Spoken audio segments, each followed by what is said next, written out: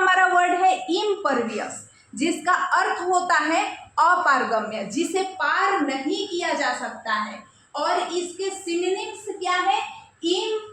Impenetrable, यानी इसे पार नहीं किया जा सकता है। इम्परवियस, इम्पेनिट्रेबल, इम्परमिएबल, टाइट, और टाइट भी होता है क्योंकि कठोर, और अपारगम्य, ये सब एक ही है। तो इम्परवियस ही इम्पेनिट्रेबल है, इम्पेनिट्रेबल ही इम्परमिएबल है, इम्परमिएबल को हम टाइट बोल सकते हैं, यानी इसका सिनोनिम्स होगा टाइट।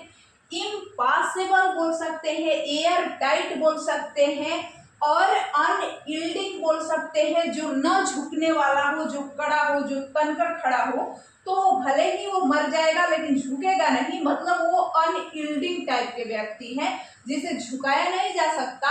और हर्मेटिक मतलब अच्छा से सील किया हुआ है, कोई सील को जल्द तोड़ नहीं सकता, उसमें छेड़छाड़ नहीं कर सकता।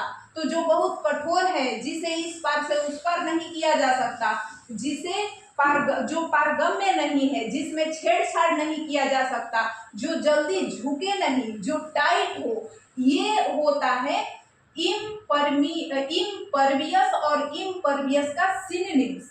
अब इम्परवियस का एंटोनिम्स क्या है? तो एंटोनिम्स देखिए, पेनिट्रेबल। पेनिट्रेबल यानी जो पारगम्य हो, जो लचीला हो, जिसे आर पार किया जा सकता है, जिसमें पानी इस पार से उस पार हो सकता है, कोई तरल पदार्थ, उसे पेनिट्रेबल बोलेंगे। उसे परवियस बोलेंगे, पारगम्य परवियस बोलेंगे। उसे परमिएबल बोलेंगे, आसानी से मान जाने वाला, परमिएबल बोलेंगे। उसे मैलिएबल बोलेंगे कि व्यक्ति लचीला स्वभाव का है, आसानी से मान जाता है किसी के बात को। मैलिएबल, उसे मनाने के लिए कुछ करना नहीं पड़ता, वो मैलिएबल है। और नेगोशिएबल मतलब ही होता है बातचीत से जो मान जाए, नेगोशिएबल। और प्लाइएबल मतलब जो लचीला हो, प्लाइएबल हो, लचीला स्वभाव का हो, उसे प्लाइएबल बोलते हैं। बड़ा ये फ्लेक्सिबल है तो उसे बोलते हैं प्लाइएबल है, लचीला है, नेगोशिएबल है, बातचीत से ही सुलझ जाएगा।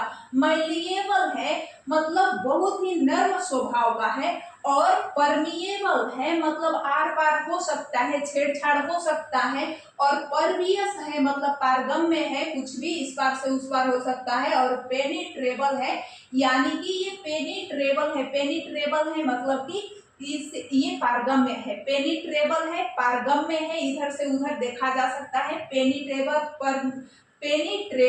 परवियस, परमिएबल, मैलिएबल, नेगोशिएबल, प्लाइएबल, ये एंटोनिम्स है इम्परवियस का। इम्परवियस है तो यहाँ पर है परवियस। तो परवियस यानी ये क्या है? ये एंटोनिम्स है और ये सिनोनिम्स है। तो क्वेश्चन कैसे आएंगे? इम्परवियस, निम्नलिखित में से इम्परवियस के एंटोनिम्स बताइए। तो आपको क्या बताना है? एंटोनिम्स दे देगा कि इसका परमिएबल,